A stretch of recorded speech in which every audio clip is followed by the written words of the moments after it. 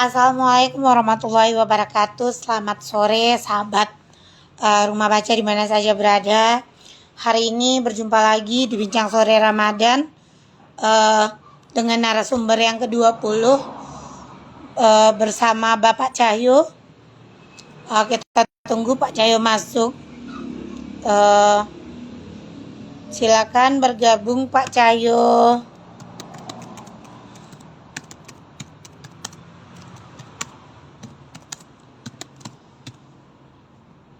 Pak Cahyo ini nanti kita akan memperkenalkan siapa sih beliau. Pak Cahyo ini beliau belum bergabung, kita tunggu beliau bergabung. Hari ini teman-teman, tema kita adalah kita tunggu Pak Cahyo bergabung.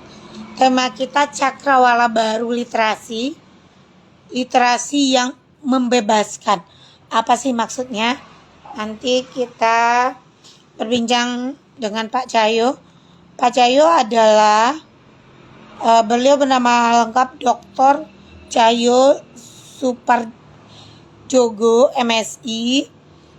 Beliau dosen kebijakan dan pelayanan publik IPDN Kemendagri. Beliau pendiri komunitas belajar Teach Titian Insan Cemerlang, pendiri dan pengelola 3 perpustakaan, yakninya perpustakaan di Kota Malang, di Jakarta Selatan, dan di Kabupaten Bogor. Nanti kita mungkin bisa berbincang-bincang dengan beliau. Beliau belum masuk. Kita tunggu beliau.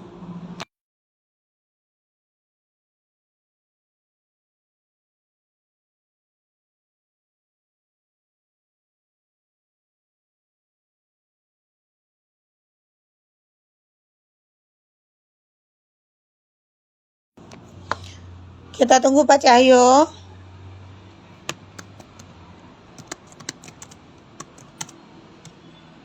Oke, Pak Cahyo silakan, kita terima Pak Cahyo bergabung dulu ya.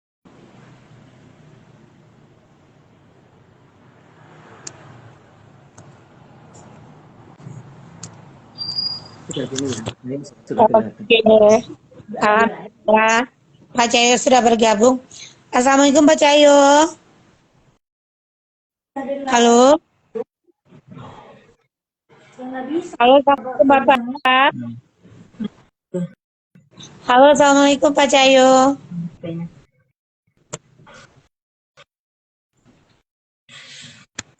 Pak Cahyo. Tulis ini saya sudah ngomong dan sudah tampil, tapi layar saya nggak kelihatan, cuma kelihatan satu layar doang. Aduh, kayak gini nih harus saya live IG itu. Lihat yang lain juga nggak bisa.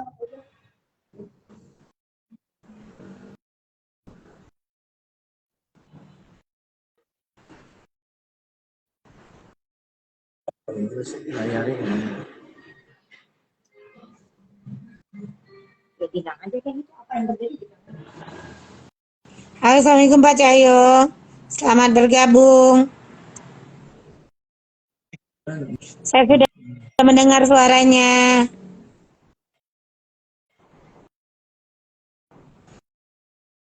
Pak Cahyo silakan bergabung lagi. Kayaknya Pak Cahyo keluar nih tadi.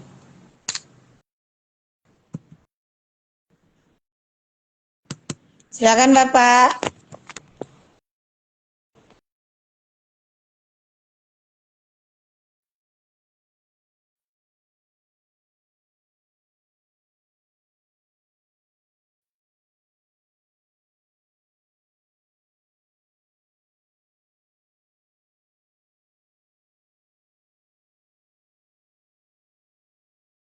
Assalamualaikum Pak Cahyo. Suara Bapak belum bergabung. Silakan bergabung. Oke. Saya terima dulu.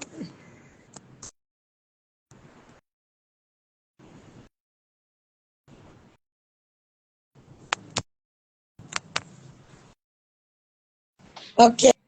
Waalaikumsalam warahmatullahi wabarakatuh. Alhamdulillah baru kelihatan. Tadi Iya, tidak kelihatan siap, wajahnya. Oke, siap. Assalamualaikum warahmatullahi wabarakatuh. Waalaikumsalam warahmatullahi wabarakatuh. Sahabat Rumah Baca di mana saja berada. Hari ini, sore ini, kita kedatangan bintang tamu yang tidak asing lagi. Kalau bagi pegiat literasi, mungkin akan lebih kenal dengan bapak kita yang satu ini. Hmm, beliau adalah Bapak Cahyo, yang nama panjang beliau adalah Dr. Cahyo Suprajogo MSI. Ya, Keseharian beliau dosen di IPDN Kemendagri. Selain itu, yang membuat luar biasa, beliau sudah mendirikan 3 perpustakaan. Pertama, perpustakaan yang ada di Kota Malang, perpustakaan yang ada di Jakarta Selatan, perpustakaan yang ada di Kabupaten Bogor. Dan beliau juga pendiri salah satu komunitas, yaitunya Teach Titian Insan Cemerlang. Sahabat Rumah Baca di mana saja berada, sore hari ini tema kita adalah cakrawala baru literasi. Cakrawala baru literasi yang membebaskan. Nanti apa sih maksudnya? Kayaknya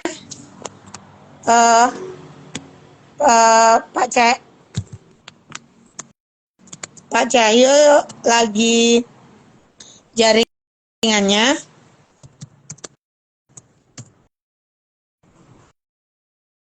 Jaringan Pak Cahyo masih kurang bagus.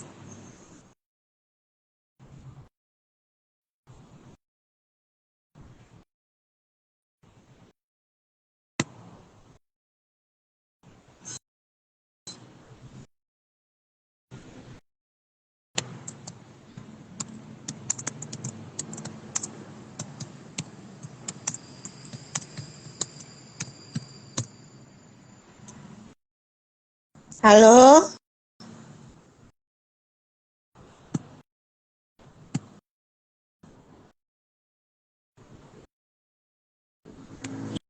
Oke.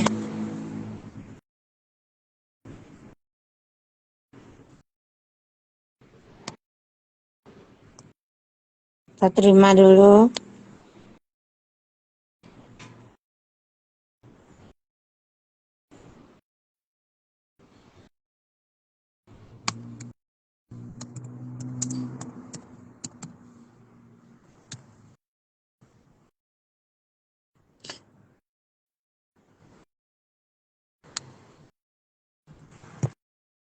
Jaringan beliau itu ya kurang bersahabat.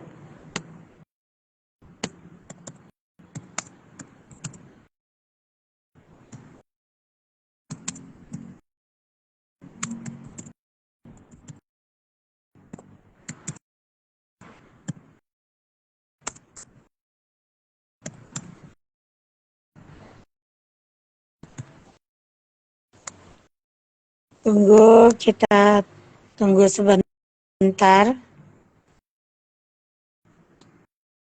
Bentar ya.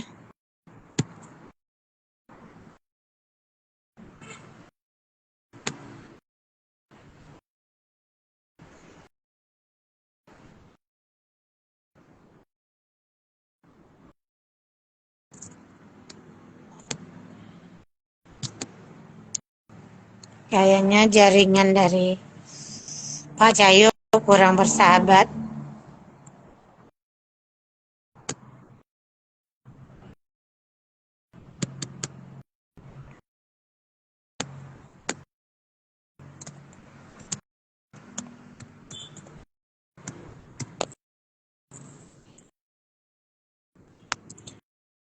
Jaringan Pak Cahyo ntar teman-teman.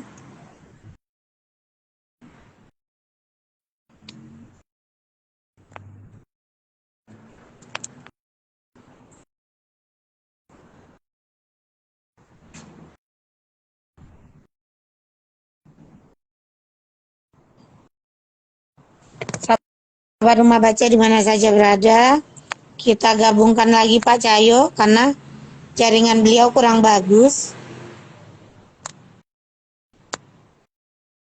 Oke. Assalamualaikum Pak Cahyo. Assalamualaikum warahmatullahi wabarakatuh. Waduh, Sepertinya gawat, jaringannya kurang oke, gawat juga. tapi tidak apa-apa, kita coba lagi. Oke, sahabat Rumah Baca di mana saja berada, kita bincang sore Ramadan kali ini dengan narasumber ke-20 bersama Dr. Cahyo Suprajogo MSI.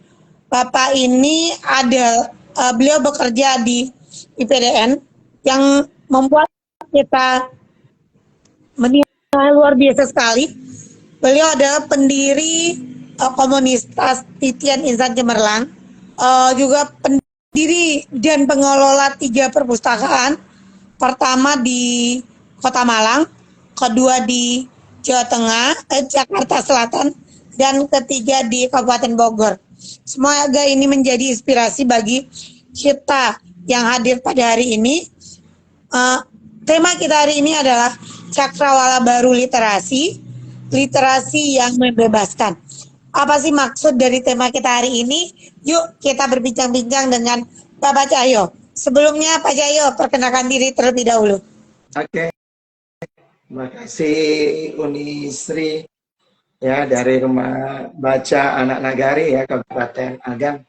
Teman-teman semua, saya setidaknya pernah jadi orang awak ya. Setidaknya minimal 6 tahun ditambah 2 tahun saya pakai ongkos sendiri mondar-mandir Jakarta, Sumatera Barat ya. 2009 sampai 2015 formal secara resmi saya balik ke kampus pusat IPDN di Jakarta. Tapi 2016-2017 saya masih mondar-mandir hanya karena ingin masih menemani teman-teman komunitas ya. Lama-lama kan ongkosnya yang nggak kuat. Ongkosnya naik pesawat yang nggak kuat ya. Dan kemudian apa namanya ya itulah ongkos-ongkos naik tiket pesawat. Tapi alhamdulillah paling tidak ya mudah-mudahan nanti Uni Sri kan insya Allah ya dengan teman-teman yang di Sumatera Barat ya. Walaupun saya masuk sih di hampir semua WA grupnya, literasi Sumbar, literasi Agam, sastra Agam kalau tidak salah ya. Namun kalau melayani semua ikut ngobrol itu kadang ya kewalahan dari segi waktu ya. Karena apalagi saya juga jarang secara khusus buka-buka ini ya apa namanya WA WhatsApp ya, WA grup itu gitu ya. Jadi nanti kalau benar-benar perlu gitu. Itu ya, saya kira itu aja perkenalannya. Kalau saya cerita nanti sudah satu sesi sendiri. Jadi yang jelas saya kelahiran Malang ya, Januari kemarin 13 Januari 2025 memasuki usia 56 tahun, tapi saya tetap kelihatan muda karena semua orang kalau memanggil saya pasti memanggilnya Mas Cahyo. Sampai pimpinan saya semua manggilnya saya masih tetap Mas Cahyo. Jarang yang manggil saya Pak Cahyo gitu ya. Nah itu ya, itu ya mungkin kalau banyak membaca dan banyak menulis itu mudah-mudahan abadi ya dengan tulisan itu. Ya. Saya kira itu aja ya perkenalannya. Kalau biodata saya nanti panjang. Silakan. Saya belum terbiasa dengan lewat ini sih IG baru 2 kali ini atau 3 kali ini. Silakan lanjut gimana? Oke, sahabat Rumah Baca di mana saja berada. Pada hari ini kan Cakrawala Baru Literasi, literasi yang mencerahkan, literasi yang membebaskan. Pak Cahyo, kira kita tahu, kita pernah mendengar stigmatisasi hanya satu dari 1.000 orang Indonesia yang membaca buku. Sekarang bagaimana sih literasi itu yang mencerahkan? Bagaimana sih literasi itu yang membuat bahagia? Bagaimana menurut Pak Cahyo nih? Oke, terima kasih Uni Sri ya. Oke ya rekan-rekan semua.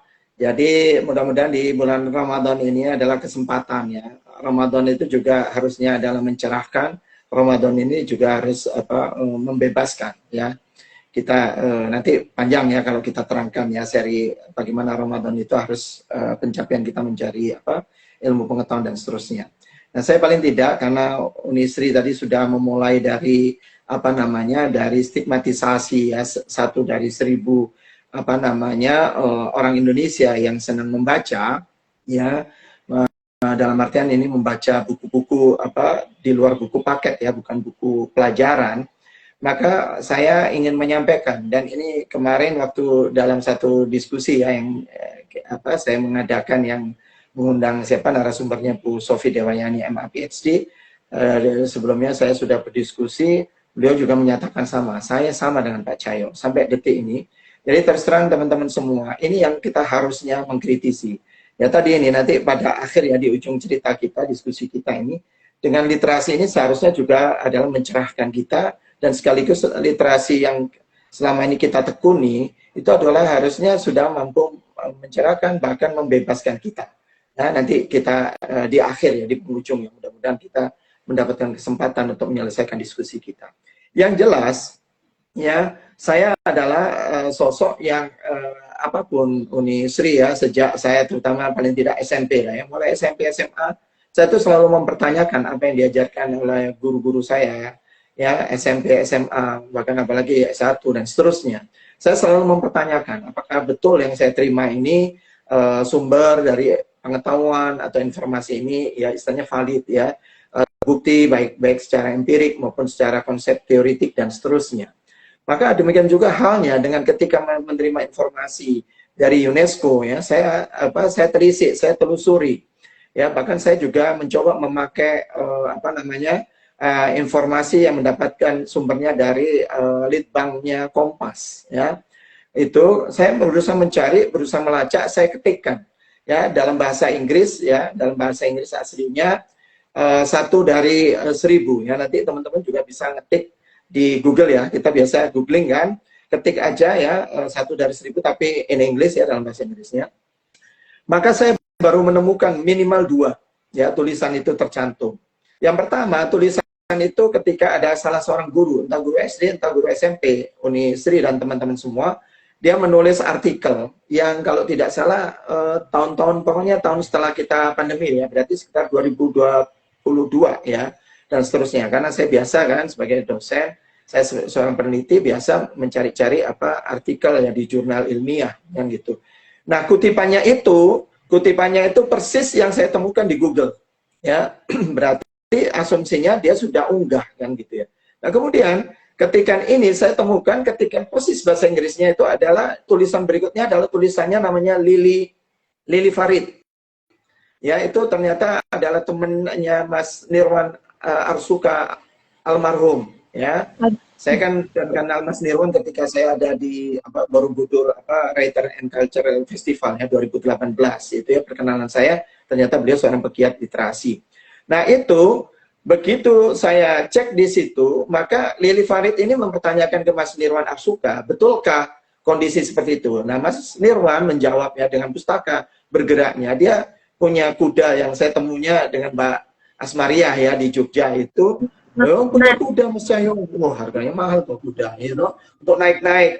Antusiasme anak-anak itu kalau kelihatan ada buku di bawah, mereka begitu antusiasme. Maka almarhum Mas Nirwan Arsuka sangat menolak dan mengingkari statement atau pernyataan UNESCO ini. Nah, dari penelusuran saya ya sampai detik ini, sayang sekali saya masih punya hutang. Padahal saya harusnya sudah mengatur waktu untuk menjumpai ya, karena di forumnya Gerakan Pemasyarakatan Pembudayaan Minat Baca ya, kalau seminar dengan Perpustakaan Nasional Republik Indonesia, saya sudah berulang kali dalam hampir 4 tahun, bahkan 4 tahun lebih ya, hampir 8 tahunan bersama Perpusnas, itu selalu saya menyampaikan saya punya hutang untuk bertanya langsung ke kantor perwakilan UNESCO yang ada di Jakarta. Untuk apa? Untuk meminta dokumen resminya pernyataan tersebut, 1 dari 1000 tersebut. Karena setelah saya lacak, si orang yang menulis artikel ini ternyata tidak ada referensinya, tulisan tersebut. Kemudian tulisan ini dalam bahasa Inggris yang sama, saya ketemunya justru dari tulisan temannya Mas Nirwan Arsuka. Nah, jadi sebenarnya sumber ini dari mana? Nah, kemudian sayangnya hampir tiap tahun saya mengikuti Rakornas bidang perpustakaan ya yang diselenggarakan oleh Perpustakaan Nasional Republik Indonesia dan juga katakanlah Kemendikbud dalam beberapa kesempatan yang saya ikutin rata-rata pejabat, mohon maaf ya kalau bahasa saya, pejabat eselon 1, eselon 2 kita rata-rata kemudian kutipan 1 dari 1000 ini tanpa dasar ada dokumennya itu dinyatakan dalam forum-forum terbuka. 1 dari 1000 kita ini. Jadi tercatat kita ini adalah 1 dari 1000 yang mau membaca buku-buku di luar buku-buku buku-buku paket ya, istilahnya buku-buku sekolah. Itu jadi sampai detik ini seperti apa? Bahkan saya melacak dari salah satu dokumen yang ditulis oleh Inovasi. Inovasi ini kan konsultan yang didanai oleh AusAid ya. Kebetulan di sana yang mohon izin ya Prof. Fazli Jalal kan orang awak juga ya. Saya dekat dengan istri dengan Prof. Fazli Jalal. Saya baca kutipan tersebut tidak selengkap yang asli bahasa Inggrisnya lengkap ya. Itu ternyata juga saya cari referensi ya langsung kutipannya ternyata belum ketemu. Sehingga bagi saya mempertanyakan dari mana kutipan ini yang kemudian dibawa ke mana-mana. Itu dulu saya jawab. Kalau saya panjangkan bisa panjang. Jadi intinya kutipan itu sendiri harus sudah kita pertanyakan. Nah, kalau kita sambungkan lagi, kemudian biasanya kita melakukan, kalau kita nyinggung-nyinggung yang 1 dari 1000, adalah upaya-upaya semacam negative judgment, ya, penghakiman. Ternyata penghakimannya itu yang dilakukan oleh kita sendiri. Ya, penghakimannya terutama oleh kita sendiri. Kita ini bangsa sendiri, anak bangsa, tapi tanpa kita sadari atau sengaja sadar karena kita tidak sungguh-sungguh mencari data yang valid, yang reliable, itu adalah data PISA. Data PISA itu kan berbicara adik-adik kita yang SMP, ya umur 15 tahun kan SMP ya. Itu SMP kelas 1 atau kelas 2, sekitar itu. Nah, kalau saya pelajari dari dokumen-dokumen hasil dari konsultannya OECD, akhir yang 2018 ya, kemudian 2022 karena kita dapat maka terakhir laporannya itu kemudian saya bandingkan memang kita masih rata-rata capaian kita 300 sekian itu di bawah rata-ratanya negara-negara OECD 400 sekian ya, kecakapan kita membaca, kecakapan kita matematika, kecakapan kita tentang sains. Terakhir untuk yang matematika, untuk yang sains yang survei PISA yang terakhir ya setelah 2018 sekitar 2021 atau 2022 itu ada kenaikan meskipun sedikit, tapi secara umum secara rata-rata kita masih di bawah negara-negara OECD dan juga kita juga di bawah rata-rata sebagian negara-negara Asia Tenggara ya, yang di dalamnya ada negara-negara ASEAN yang kita termasuk pendiri dan perintis negara-negara ASEAN. Namun, nah ini Uni Sri dan teman-teman rekan-rekan semua, sudah waktunya bagi kita sekarang adalah cara kita merespon, cara kita mempersepsi data itu. Sehingga sampai saya waktu diminta diskusi dengan Bu Sofi Dewayani sebelum beliau hadir ya dalam diskusi KBBK Titian Nisan Cemerlang, beliau minta sejauh mana persepsi saya tentang data-data itu. Rasanya Bu Sofi saya bilang, saya kalau membaca ini rasanya ternyata UNESCO tidak seperti yang kita persepsi. Karena data-data itu sifatnya hanya netral saja, hanya menerangkan negara ini. Bahkan yang di pasca pandemi itu sampai disebutkan berapa persen orang yang ikut berpartisipasi dalam survei PISA yang 2021 atau 2022 itu. Kemudian sampai disebutkan tingkat persentase mereka yang bergabung, tingkat beberapa negara, bahkan termasuk ada negara Amerika, ada Kanada, ada Inggris, dan beberapa negara yang nggak mungkin kita rinci, pasti panjang lagi. Itu yang tingkat partisipasinya sekian persen yang masih di bawah tingkat partisipasi yang diharapkan oleh PISA itu sendiri. Itu disebutkan semuanya, disebutkan beberapa negaranya dan seterusnya. Kemudian adanya beberapa negara yang begitu, sekolah-sekolah yang dijadikan contoh, yang dijadikan sampel, bahwa saya contoh sekolah-sekolah yang dijadikan sampel itu kalau ternyata tidak memenuhi kriteria PISA, survei PISA, maka kemudian diminta oleh PISA untuk negara yang bersangkutan itu menggantikannya dengan sekolah yang lain. Namun ternyata ada kendala yang dihadapi, ada beberapa sekolah yang semakin digantikan, ternyata sekolahnya dengan kualitas atau kriterianya kualitasnya yang justru lebih rendah, ada yang justru lebih tinggi dan seterusnya. Nah itu yang disebutkan oleh laporannya survei PISA itu sendiri sebagai keterbatasan penelitian. Nah kalau bagi kami, kita ya Bu Sofi dan banyak teman, Prof Joko dan seterusnya, saya yakin kalau kita sebagai akademisi, sebagai peneliti, semua laporan-laporan itu harus dilihat di mana kelebihan hasil penelitian, hasil survei itu, dan di mana keterbatasannya. Nah, itu yang penting kita baca. Sehingga sampai saya menyimpulkan, jangan-jangan yang salah adalah kita yang membaca. Ya, saya tidak perlu menyebutkan satu persatu, jangan-jangan kita sebagai anak bangsa, orang Indonesia sendiri, pejabat publik kita yang salah membaca data. Dan kemudian cara kita merespon data.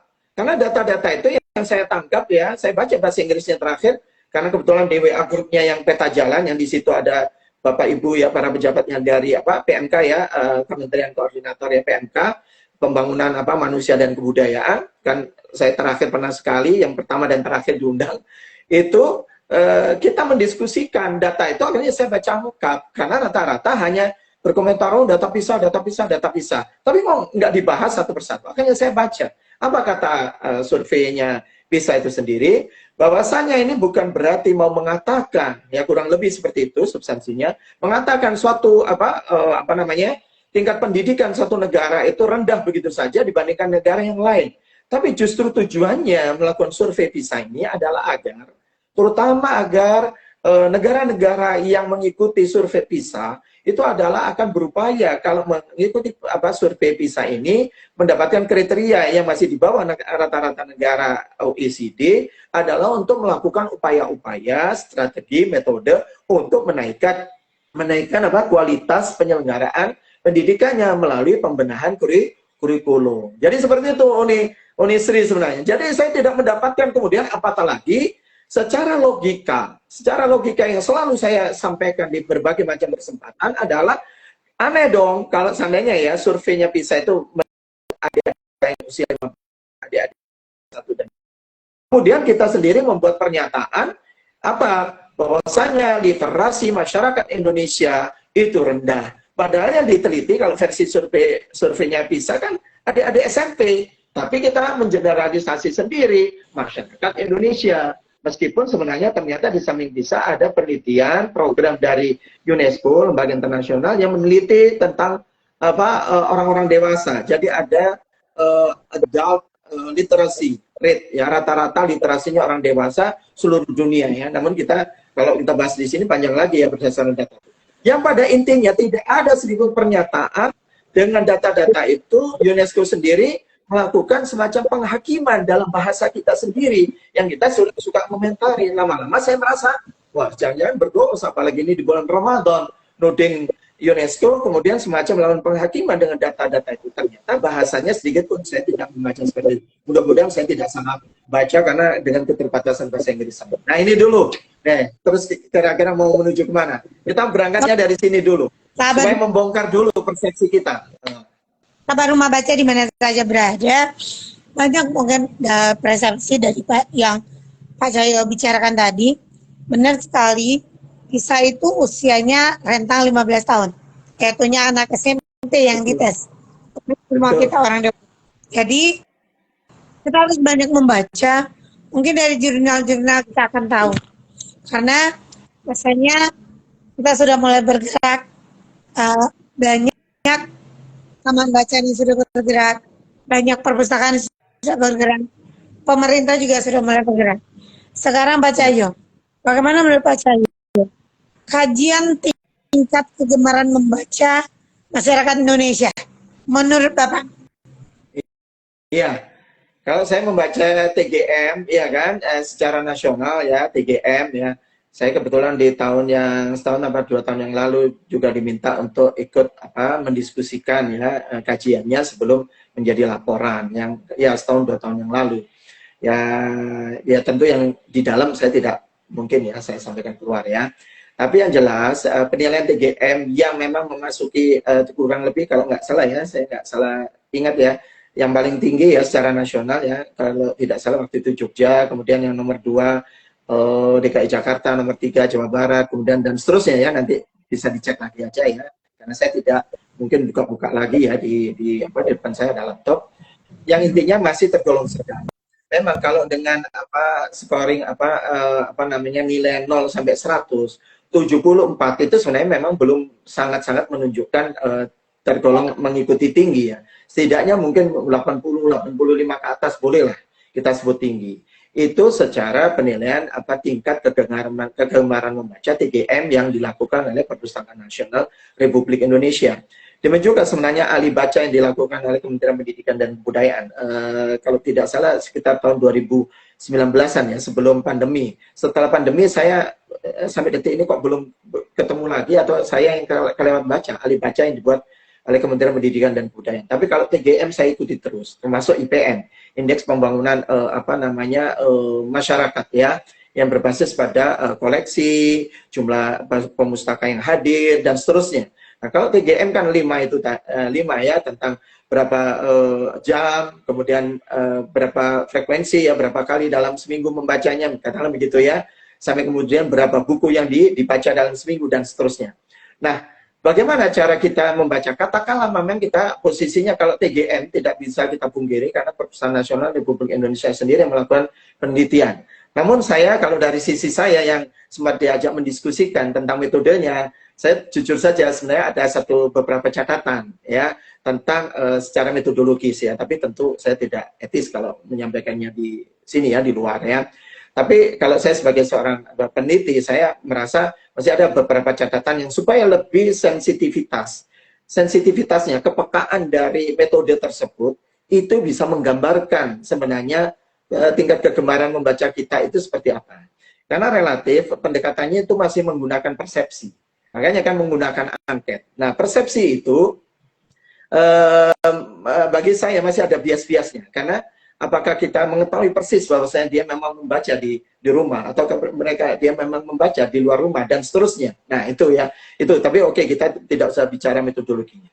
Namun yang penting bagi kita ya, rata-rata ini setidaknya adanya alat ukur, instrumen itu adalah untuk mendorong kita ya dengan tingkat ukuran tertentu adalah kita agar mendorong ya, ada strategi metode apa yang kita bisa meningkatkan tingkat literasi kita, atau kalau bahasa TGM tingkat kegemaran membaca kita, TGM kita. Itu saya kira ya, poinnya di situ. Nah, sedangkan namun ini harus kita pahami adalah bukan satu-satunya. Nah, ini yang nanti nyambung Unisri dan rekan-rekan semua dimanapun berada di seluruh Indonesia dan mungkin juga di luar Indonesia. Kan kita punya teman-teman di Taiwan ya, yang sampai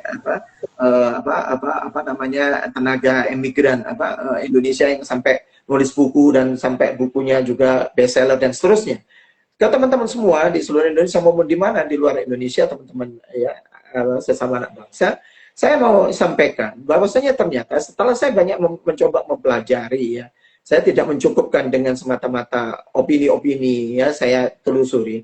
Maka sebenarnya laporan-laporan penelitian tentang kajian tentang literasi, katakanlah memakai ukuran-ukuran sebagaimana yang dilakukan juga oleh UNESCO maupun yang dilakukan oleh surveinya PISA, yaitu lembaga konsultannya OECD, maupun semua bentuk-bentuk instrumen pengukuran itu sendiri oleh UNESCO, terutama UNESCO terhadap penelitiannya UNESCO yang dilakukan UNESCO, itu pun sudah ada 3 cara kita membaca.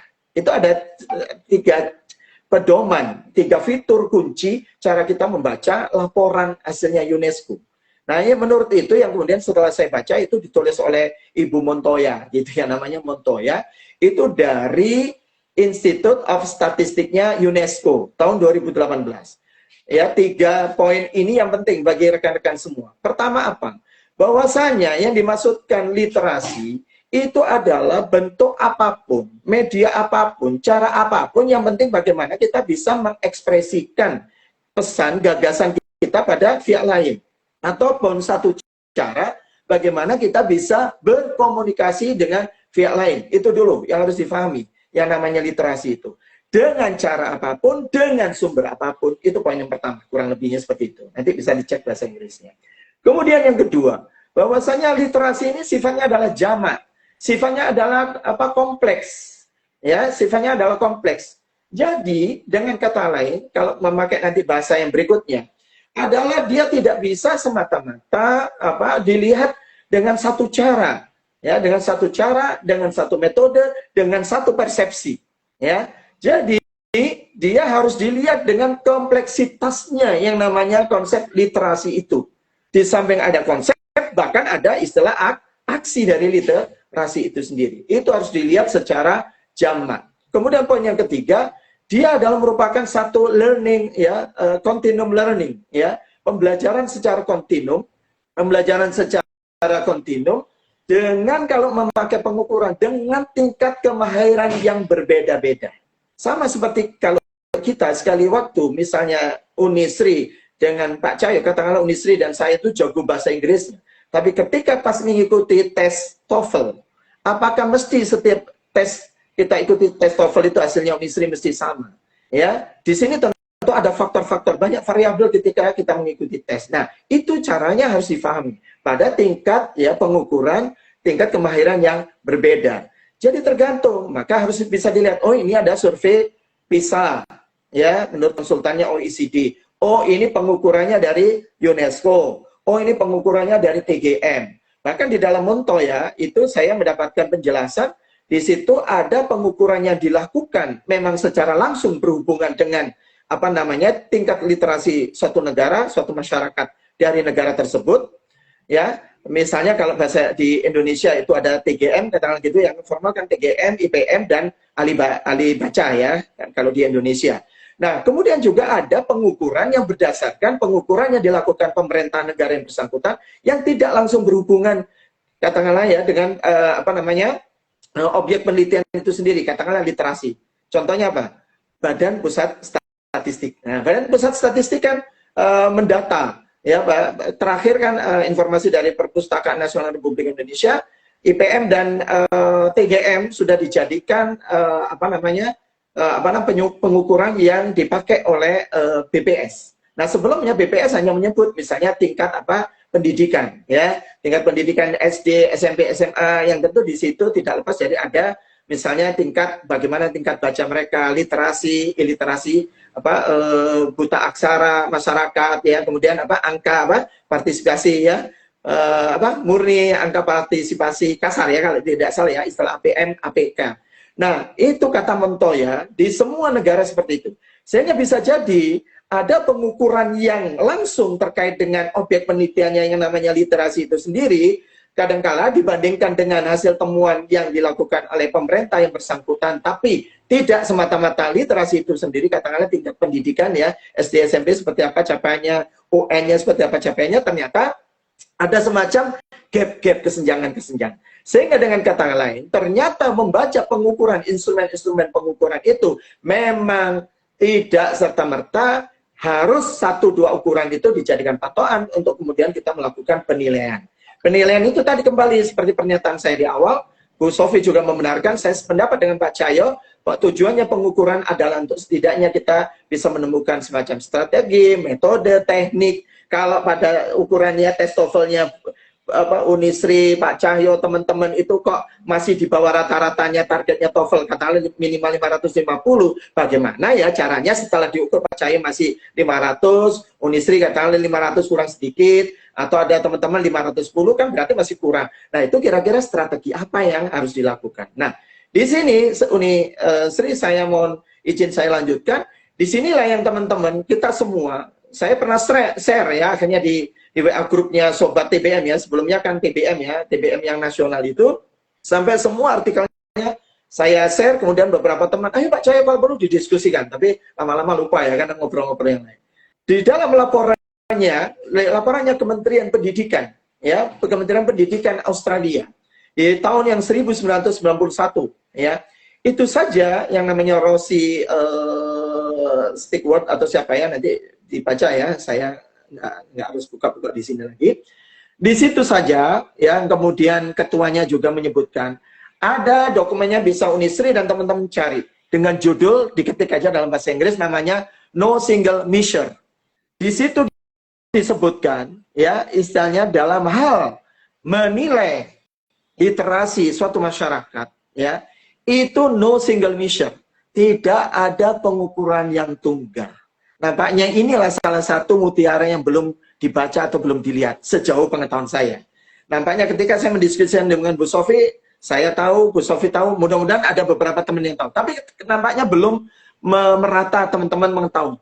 Dokumen Kementerian Pendidikan Australia ini sampai menyatakan begini, Rosie Wickert, ya, menyebutkan di sini ya, di depannya itu disebutkan ya, semacam biasa kan kita suka ada semacam adagium yang ditulis atau kata-kata mutiaranya di depan laporannya. There is no single measure or specific point on a scale that separates the literate from illiterate.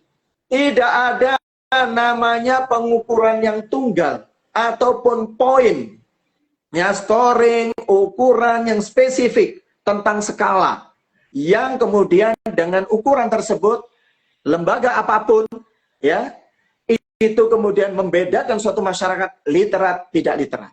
Dan laporan ini sampai oleh Joseph Lobianco, ya, ketua timnya ini, ya, di situ diberikan sambutan dari UNESCO pada saat acara International Year of Literacy tahun 1990.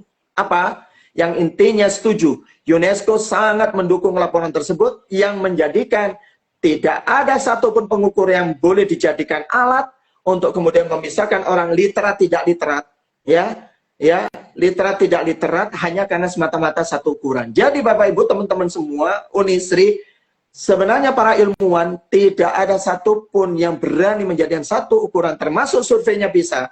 Tidak serta-merta kemudian kita menjadikan, oh kalau begitu bangsa Indonesia tidak literat, kemudian negara-negara OECD yang literat. Ya, yang menguatkan model-model dokumen seperti ini, nanti teman-teman bisa cari, klik saja. Ya, saya menemukan dokumen-dokumen yang senada semacam ini. Yang jadi yang menunjukkan no single measure, tidak ada ukuran satu-satunya. Bahkan ternyata yang awalnya saya mengenal, ya, Unisri awalnya namanya Jack Gody, ya, kemudian Elizabeth siapa itu belakangnya, ya, saya nggak mungkin semua pale, ya. Kemudian yang namanya Brian Street, Ian Ward dan seterusnya, yang nama-nama itu sekedar dikutip dalam laporan kajiannya Perpustakaan Nasional Republik Indonesia. Atau saya membacanya dari kutipan ahli baca di dalam laporannya Kementerian Pendidikan dan Kebudayaan. Tapi saya tidak sekedar ingin tahu siapa Jack Gody, sekedar dikutip. Elizabeth siapa nanti, ya, namanya bisa dicek. Kemudian apa, Brian Street dan seterusnya. Saya lacak artikelnya semua. Ternyata tahun 60-an, 70-an. Yang namanya Ian Ward, Brian Street, ya, Jack Gody, para ilmuwan itu sudah membahas, yang saya artikelnya sudah lengkap saya kumpulkan. Unisri nanti boleh kalau mau apa, mau di-share. Yang di situ adalah artikel-artikel laporan penelitian mereka yang menunjukkan bahwasanya tidak serta-merta satu ukuran bisa dipakai untuk menilai. Yang kemudian diberikan jawaban itu oleh Brian Street dengan istilah literasi itu ada yang model otonom dan model ideologis.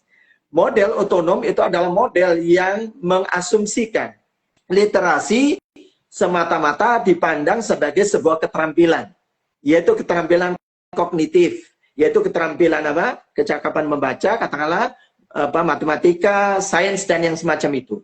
Sehingga orang itu diukur semata-mata kemampuan kognitif. Kalau Unisri karena guru SD, ya kan, Unisri, ya, dan teman-teman guru SD, SMP, SMA pasti ngerti. Ada yang namanya sebenarnya siswa itu harus dinilai itu aspek kognisinya, aspek apa, attitude, ya, afektifnya, dan aspek behavior, perilakunya. Nah, selama ini sebenarnya pengukurannya mau PISA dan yang semacam itu, pengukuran-pengukuran itu sifatnya pada tataran kognisi, kognitif.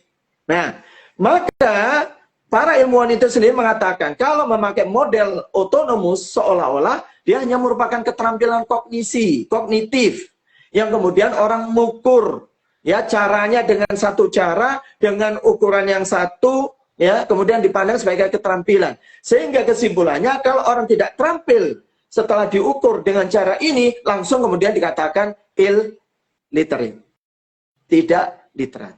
Maka para ilmuwan yang saya sebutkan tadi itu ternyata tidak kemudian menuding, mengklaim begitu saja. Nah, terutama Brian Street, yang ternyata versi apa, informasi Bu Sofi Dewayani MA PhD, itu bahkan Brian Street yang apa, seorang ilmuwan, ya, guru besar di King College, ya, di UK, Inggris, itu sampai buku beliau itu dijadikan buku wajibnya para orang yang belajar sastra dan linguistik di Amerika dan di negara-negara Eropa dan Anglo-Saxon. Jadi, yang seharusnya adalah kita memahami literasi tadi, yang kata Montoya di dalam laporannya apa, UNESCO, yaitu Institute of Statistiknya UNESCO, yang menyebutkan bahwasanya literasi bersifat jamak, dipraktekkan dalam konteks tertentu untuk tujuan tertentu dengan menggunakan bahasa tertentu. Literasi meliputi kontinum pembelajaran yang diukur pada tingkat kemahiran yang berbeda yang saya sebutkan tadi. Nah, maka dengan kata lain, harusnya literasi tidak dilihat semata-mata hanya sebagai suatu keterampilan tertentu. Ya, tidak bisa menjadi tolak ukur tertentu karena dia hanya dari sisi kognisi saja. Ya, teman-teman sudah menuliskan. Di antaranya saya berterima kasih Pak Dr. Haji Agustrianto ya dengan rekannya. Kemudian ada Bu Sofi Dewayani, saya membaca ketika menghidupkan literasi di ruang ruang kelas, kalau nggak salah itu ya judul bukunya. Saya pertama kali mengenal Brainfish Street itu dari kutipannya Bu Sofi, kemudian dari situ kemudian saya berusaha buka di internet, itu Unisri dan teman-teman semua. Dari situ akhirnya semakin membuka pikiran saya, berarti asumsi-asumsi saya selama ini sebelum mendapatkan informasi-informasi tidak salah. Bahwasanya tidak bisa dijadikan tolak ukur itu menjadi hakim untuk mengatakan masyarakat itu literat tidak literat. Sehingga makanya disitulah Brainfish Street dan juga beberapa ilmuwan, terutama termasuk ada yang linguistik ya, termasuk para antropolog budaya, antropolog linguistik, sosiolog linguistik, para arkeolog menyimpulkan bahwasanya suatu masyarakat tidak bisa dikatakan masyarakat itu literat tidak literat hanya karena tolok ukur ukuran-ukuran yang sekarang kita pakai itu. Dia hanya sifatnya adalah untuk bagaimana kita menemukan satu cara, kalau diukur tertentu kita bisa meningkatkan. Misalnya kalau di SD, SMP, SMA ya, Unisri pasti karena guru ya, dan Bapak Ibu guru yang lain, adalah untuk meningkatkan nilai AKM, kalau setelah diukur ya, dengan ukuran ini kok ada yang bertingkat-tingkat, kemudian kok ngasih rata-rata target AKM misalnya.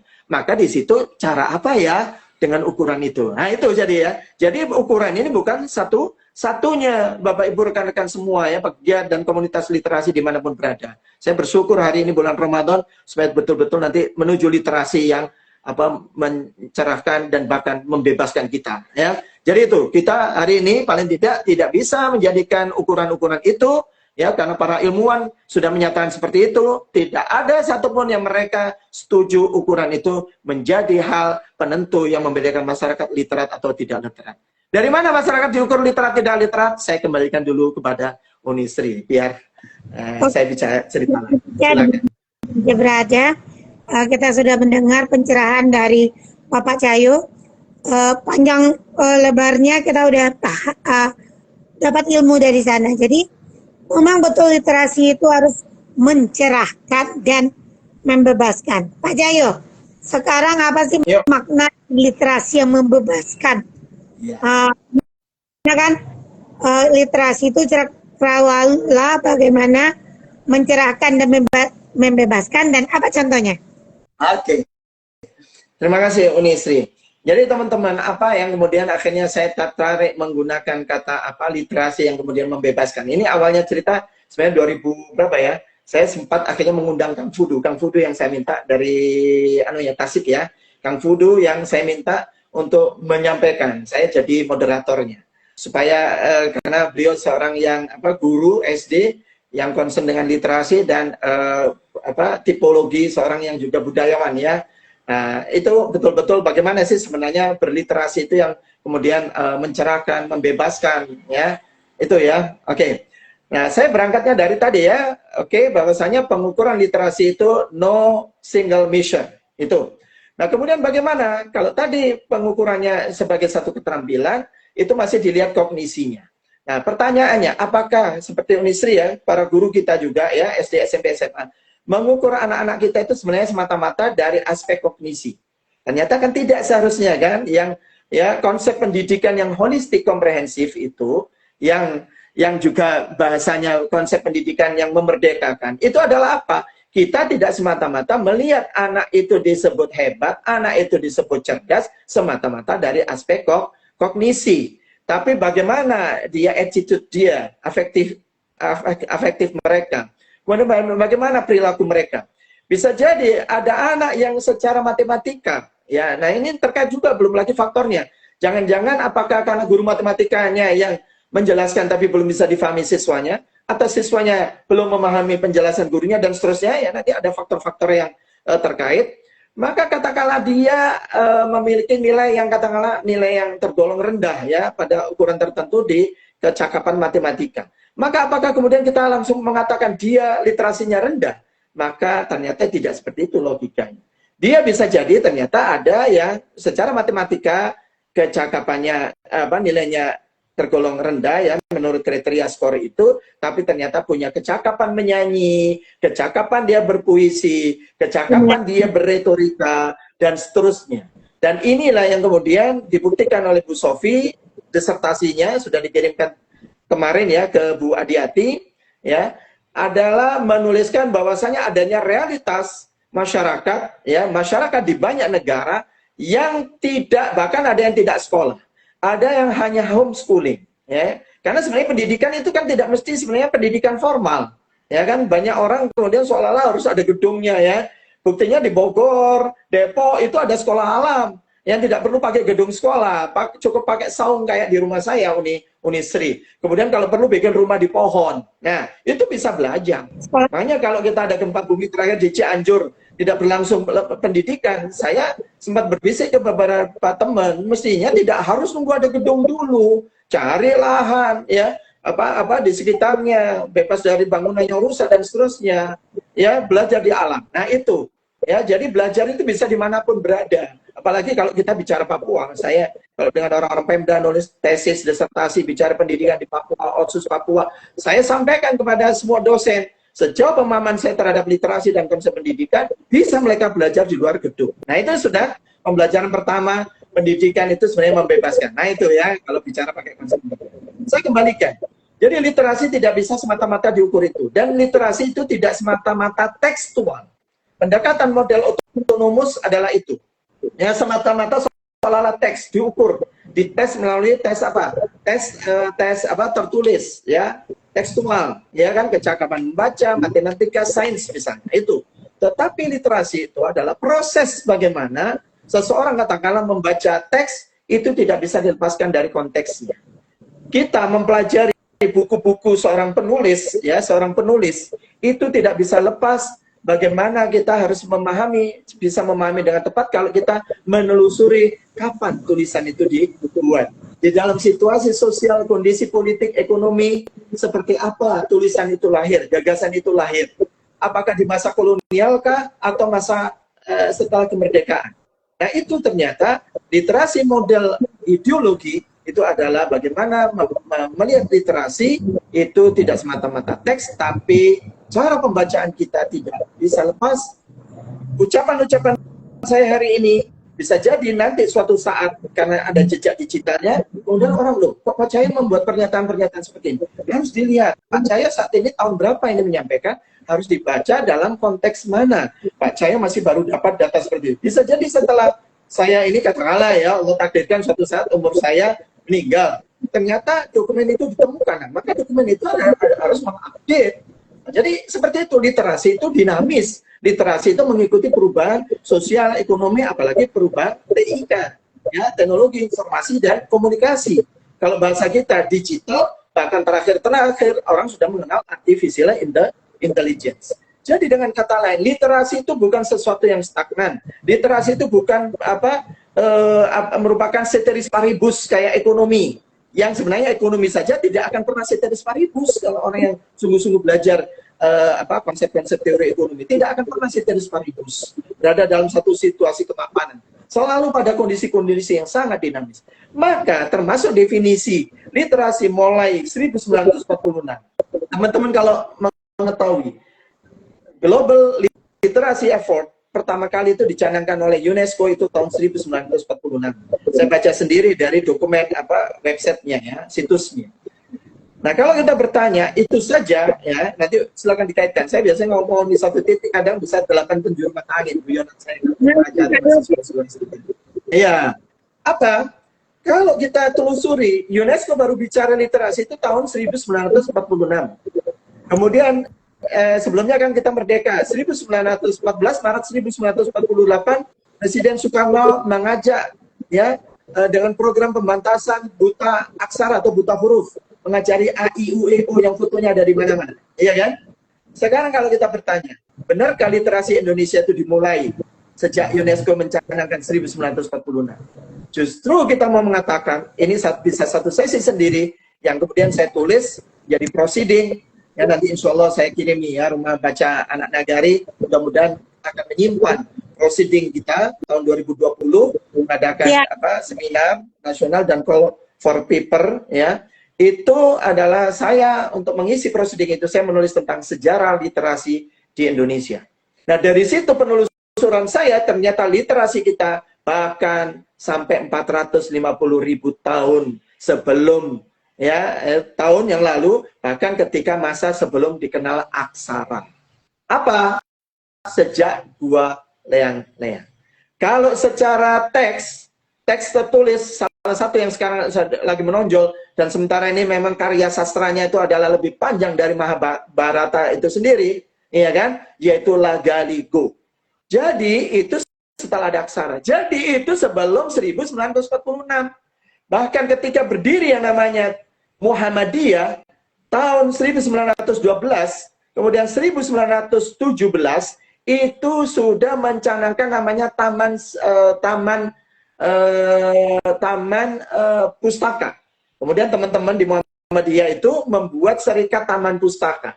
Itu Muhammadiyah, para pendirinya, itu sudah ada gerobak baca. Jadi sebelum UNESCO pasca Perang Dunia Kedua, 1917, kita itu sudah ada literasinya. Sudah ada gerobak baca. Foto-fotonya ada buktinya. Kemudian narasinya sudah ada buktinya. Nah, jadi di sini ini sudah harus ada pencerahan bahwasanya literasi kita bukan pasca UNESCO mencanangkan Global Literacy Effort 1946. Per definisi, pertama UNESCO mendefinisikan bahkan awal-awal, terutama ya setelah 1946, literasi itu dikatakan person itu, ini ya saya membawa salah satu naskahnya ya, ini ya saya bacakan di sini terjemahnya saja ya. Disebut orang literat sementara sejak pencanangan itu adalah orang disebut literat ketika dia memahami ya baik membaca dan menulisnya dalam bentuk pernyataan yang paling simpel, yang paling singkat, yang berhubungan dengan kehidupan sehari-hari seseorang. Itu yang disebut minimal orang itu disebut literat dalam definisi UNESCO. Ya, yang disebut literat itu pokoknya orang itu ya, dia bisa menyatakan dengan baca dan tulis, membuat pernyataan yang simpel, yang sederhana, yang singkat, simpel, sederhana ya, berarti simpel itu yang terkait dengan kehidupannya. Misalnya, ya saya baca juga dalam dokumen yang lain, orang itu bisa nulis ya, kalau kita misalnya mau ngurus pinjaman di bank, ya, kan kita mesti diminta nulis ya pernyataan. Kita bisa tanda tangan aja, bisa memparaf aja, nyebut nama saya Cahyo, entah tulisan saya seperti apa dibacanya oleh tellernya katakanlah begitu. Maka itu sudah minimal orang itu bisa disebut literat. Memahami melalui baca dan menulis, membuat pernyataan simpel, bisa tanda tangan, ya, bisa menuliskan namanya dalam bentuk yang paling sederhana, yang berkaitan kan dengan kepentingannya dia. Atau kalau misalnya bicara OB itu bisa mengisi, katakanlah ya, dia sama sekali tidak bisa baca, dia hanya bisa mengisi, oh ini tugasnya, waktu nyapu, waktunya ngepel, itu dia baca bisa, kemudian dia checklist. Maka itu sudah disebut literat oleh UNESCO. Itu pertama kali, definisi yang paling sederhana. Sampai kemudian berkembang, yang terakhir UNESCO 2018, 2022 hampir sama. Yaitu satu kecakapan, satu keterampilan, ya, saya tidak perlu baca lengkap ya, teman-teman bisa membaca semua, yang dia itu baik apa misalnya memahami, mulai mengetahui, memahami, menggunakan, menginterpretasikan, mengkomputerisasikan, baik sumber bacaan itu secara yang tertulis, bahan cetak, bahan digital, dari manapun sumbernya, yang dengan itu dia bisa meningkat kecakapan hidupnya, dia bisa living together di tengah-tengah masyarakat. Itu definisi UNESCO yang terakhir, kurang lebih itu. Nah, kalau definisinya Kementerian Pendidikan Kebudayaan kita 2016 dengan buku panduan Gerakan Literasi Nasional, bahkan disebutkan bahwasanya adalah kemampuan ataupun kecakapan yang melibatkan, yaitu keterampilan atau kecakapan mendengar, dalam hal ini menyimak, kemudian kita berbicara, kemudian membaca dan menulis. Yang 4 kecakapan ini, saya membaca bukunya orang-orang yang belajar di anak usia dini maupun pendidikan bahasa atau sastra dan bahasa Indonesia, itu disebut sebagai keterampilan berbahasa. Nah, jadi di sini yang perlu kita kembalikan Berarti Unisri, kalau Unisri dan sudah S1, S2 di pendidikan kan dapat mata kuliah yang namanya pengembangan bahasa atau perkembangan bahasa. Katakanlah begitu ya. Terutama yang di pendidikan anak usia dini, apalagi yang bahasa dan sastra Indonesia. Itu ternyata saya baru menyadari, semakin yakin saya, ternyata literasi itu basisnya adalah di 4 keterampilan berbahasa. Nah, saya bawa lompat sekarang kepada yang ditanyakan Unisri tadi, di mana membebaskannya? Ya tadi, bahwasanya konsep literasi, apalagi aksi literasi, itu tidak sifatnya tekstual. Tetapi teks melibatkan teks, pembacaan kita, bahkan kalau versi Pak Dr. Agus Trianto ya, saya berterima kasih ke Pak Agus ya pada kesempatan ini. Beliau menuliskannya dalam bukunya Literasi 4.0 ya, definisi dan program kalau nggak salah judul bukunya itu. Beliau mengutip itu betul, ada proses di mana kita membaca, ada semacam dialektika. Ya, beliau tidak sepenuhnya setuju kalau sekedar Pak Cahyo pokoknya orang sekedar baca. Iya, dia berliterasi, tapi betul-betul literasi yang fungsional yang sesungguhnya adalah ada proses berpikir. Dia membaca teks, kemudian si pembaca itu kira-kira bisa mendialogkan, mendialektikakan antara gagasan-gagasan yang ada di benak pikirannya, ya, yang pengalaman yang dia alami, informasi yang dia sudah pernah peroleh, kan gitu ya. Berarti ini kalau bicara pendidikan anak usia dini tidak lepas dari masa-masa pengasuhan, masa pendidikan, panjang lagi. Nah itu didialogkan, nah kemudian tentu kita tidak akan bisa memahami sepenuhnya, ya, kalau kita tidak pada satu situasi dan kondisi tertentu. Nah berarti bahwasanya konsepsi dan aksi literasi ekonomi, politik, dimana psikologi, saja dan berada, kondisi di mana seseorang itu ketika berliterasi dalam artian yang luas. Maka disinilah sampai Unisri, karena pasti saya juga harus melirik jam, tahu-tahu nanti tiba-tiba adzan kan gitu ya, Jakarta lebih dulu. Apa? Terakhir maksudnya apa? Disitulah akhirnya membuat saya mempelajari pengetahuan dari para ilmuwan yang kemudian ternyata menuliskan bahwasanya literasi itu mulai dari membaca dan menulis dan aritmetika dalam artian berhitung ya, numerasi, jadi calistung orang pada umumnya mengetahuinya, itu sampai makna-makna literasi yang didefinisikan UNESCO saat ini, yang didefinisikan oleh lembaga-lembaga UNESCO sekalipun, maka semuanya terbuka, konsepsi, definisi, bahkan makna dan pemaknaan literasi itu tidak tunggal. Jadi silakan ya dibuka. Nah itu, maka sampai juga ada literasi pada tahun-tahun berapa itu, berarti mungkin Paulo Freire itu ada yang namanya pendidikan yang membebaskan. Jadi justru dengan pendidikan itu jangan membuat akhirnya siswa tambah takut, percaya, membuat mereka harus duduk manis, rumah baca tidak di mana menjadikan saja anak-anak itu berani untuk bertanya. Maka Paulo Freire sampai mendapatkan penghargaan. Tadi terakhir saya baca dokumennya UNESCO memberikan penghargaan pada Paulo Freire adalah pendidikan yang memerdekakan. Harusnya dengan pengetahuan literasi kita hari ini, sebelum nanti tiba-tiba diakhiri oleh Unisri, katakan gitu, kalau saya ngomong biasanya susah ngeremnya, adalah teman-teman kita menjadikan kita terbuka. Singkatnya, ketika misalnya kita terhadap orang-orang suku Baduy ya, ini saya sudah lompat ya, nggak mungkin nurut lagi PPT ya. Orang-orang Baduy, Butet Manurung, ya saya masih ingat ketika saya dikumpulkan oleh Gramedia ya, nominasi mau dapat yang bantuan ya dari Gramedia di Kompas ya, di Bentara Budaya. Saya mendengarkan dari Butet Manurung. Apa yang dilakukan Butet Manurung di Kabupaten Sorolangun, iya kan? Kerinci ya, Kabupaten Sorolangun ya, Jambi. Kemudian saya sudah datang kepada anak suku Baduy, ya. Itu mereka kalaupun tidak mengenal aksara, salah satu miskonsepsi bahwasanya orang literasi itu seolah-olah diukur dengan aksara Latin, itu juga merupakan kesalahan fatal.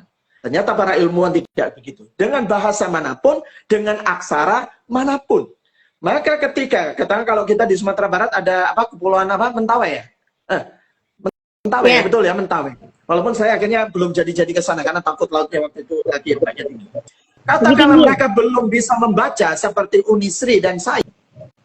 Anak siswa di sana belum bisa membaca aksara Latin, alfabet. Itu tidak bisa dikatakan mereka tidak literat. Mengapa? Karena literasi itu tadi adalah sesuatu yang kompleks. konsep yang yang sangat dinamis, dan konsep ini adalah konsep yang menyeluruh sesuai dengan bahasa, aksara, pengetahuan. Bahkan literasi juga bisa dimaknai di Kamus Besar Bahasa Indonesia, termasuk Bu Sofi Dewayani juga saya baca dalam bukunya mengutip itu juga. Literasi maknanya juga pengetahuan. Maka suatu masyarakat yang memilih pengetahuan seperti suku Baduy ya, atau anak rimba ya, anak rimba ya di Kabupaten Sorolang, memiliki pengetahuan, bisa membuat kategorisasi mana yang bersamaan, mana perbedaan, kemudian membuat, oh ini ular yang berbisa, yang tidak berbisa, ular yang berbahaya, tidak berbahaya, oh ini adalah daun-daunan yang beracun, tidak beracun, ini bisa dimakan, bisa dijadikan sayur, bahkan bisa mungkin ada sayur yang mungkin bisa jadi lalapan, katakanlah begitu. Itu sebagai suatu pengetahuan, itu adalah merupakan local knowledge, pengetahuan lokal, ataupun indigenous knowledge, pengetahuan indigenous, kearifan lokal dalam bahasa kita, dalam bahasa Indonesia. Maka ketika suatu masyarakat itu dengan pengetahuannya, dengan bahasanya, dengan aksaranya, entah berupa aksara ataukah bentuknya simbol, baik berupa gambar, ya, baik berupa bahasa tubuh dan seterusnya, maka sebenarnya mereka adalah masyarakat yang berliterasi. Bahkan mereka adalah juga masyarakat yang literat, hanya cara kita mengukur yang berbeda. Nah, itulah yang mudah-mudahan akan membuka pikiran kita semua. Hari ini saya menyatakan, terus terang di Badan Pusat Statistik ya, saya yang terakhir belum saya baca lagi, tapi yang sebelum-sebelumnya yang terakhir, tahun-tahun terakhir kemarin, saya baca, itu ketika akhirnya masyarakat Baduy sempat dikeluarkan dari hitungannya penilaian BPS, yaitu sebagai masyarakat yang illiterasi, yang buta aksara. Mengapa? Karena masyarakat Baduy, ya walaupun dari informasi saya pernah ke sana, ternyata anak-anak itu sudah ada yang mulai bisa WA, walaupun cara nulisnya itu namanya siapa, cara membaca mana, SPK, SPOK dan seterusnya nggak terpenuhi, tapi mereka sudah mulai mengenal aksara. Hanya mereka memang oleh tokoh adatnya sementara memang dibiasakan dengan bahasa mereka. Ya, saya belum mempelajari apakah mereka punya aksara tertentu ya dan seterusnya. Karena pengalaman zaman kolonial Belanda, makanya ada Balai Pustaka, gagasannya Belanda, kolonial Belanda, sebagai politik etis, itu adalah dikumpulkan bahasa-bahasa daerah seluruh Nusantara, termasuk aksaranya. Nah, jadi dengan kata lain, tidak nunggu UNESCO 1946. Ini sudah waktunya kita membuka pikiran kita. Masyarakat kita sudah berliterasi. Maka saya katakan, saya berani berdiskusi. Unisri dan teman-teman. Kalau ada teman-teman yang berani mengatakan, saya nggak percaya Pak Coy, bahwa saya masyarakat kita punya budaya baca. Nah, ini yang perlu dikelirkan. Ayo kita bahas apa itu membaca. Apa itu literasi. Iya. Oke. Itu ya, jadi kita harus terbuka dan kemudian kita sudah membukakan bahwa literasi tidak sesempit konsep-konsep yang selama ini ditawarkan oleh lembaga-lembaga donor dan mereka sendiri tidak pernah menghakimi kita dengan seperti yang kita sudah bicarakan. Itu diantaranya ya, nanti lompat-lompatannya kita lanjut. Saya serahkan ke Unisri dulu. Ada jedanya. Di mana saja berada, udah di penghujung waktu, kita simpulkan literasi itu komplit, literasi itu membebaskan, tidak sekedar hanya membaca menulis, tetapi mampu membuka wawasan, membangun pemikiran kritis, dan memberdayakan individu serta masyarakat. Dengan cakrawala baru, setiap orang memiliki kesempatan untuk keluar dari keterbatasan, memahami dunia yang lebih luas, serta berkontribusi dalam perubahan sosial yang positif. Literasi yang membebaskan adalah kunci menuju masyarakat yang cerdas, mandiri, dan berdaya. Salam literasi. Sekarang closing statement dari Pak Cahyo. Iya, pesan saya teman-teman, saya mau mengajak baik kepada pegiat ya, komunitas literasi, minat baca literasi dimanapun berada, teman-teman yang juga akademisi, teman-teman kan ada yang dari sastra dan bahasa Indonesia ya. Saya dari kebijakan publik, tapi saya senang membaca dan menelusuri. Saya minta yuk kita bareng-bareng, sudah waktunya saatnya para pegiat komunitas literasi bergandengan tangan, kita sama-sama yuk mengajak para teman-teman yang akademisi dan peneliti supaya kita meneliti, dan literasi itu bukan semata-mata yang dari luar, tetapi literasi itu ada di masyarakat kita, dan kita dengan literasi yang kita kenal saat ini justru menguatkan literasi yang sudah ada di masyarakat kita. Mudah-mudahan dengan itu menjadikan literasi betul-betul memang membebaskan, mencerahkan, dan menggugah kesadaran kita bahwasanya masyarakat kita sebenarnya sudah berliterasi. Tinggal terus kita meningkatkan pada ukuran-ukuran tertentu untuk menjadikan masyarakat kita maju, unggul, dan pada akhirnya kita sejahtera dengan salah satunya dengan literasi. Saya kira demikian. Salam literasi. Assalamualaikum warahmatullahi wabarakatuh, sahabat Rumah Baca. Semoga bincang sore Ramadan kita hari ini bermanfaat. Kita tunggu besok di jam 2 dan di jam 16 sampai akhir Ramadan. Kita tetap berdiskusi 2 sesi jam 2 dan jam 16. Kita mendatangkan lebih dari 60 narasumber. Assalamualaikum warahmatullahi wabarakatuh. Salam, terima kasih Uni Sri kesempatannya biar kita bisa ngobrol dengan teman-teman. Oke. Waktu Assalamualaikum. Waalaikumsalam.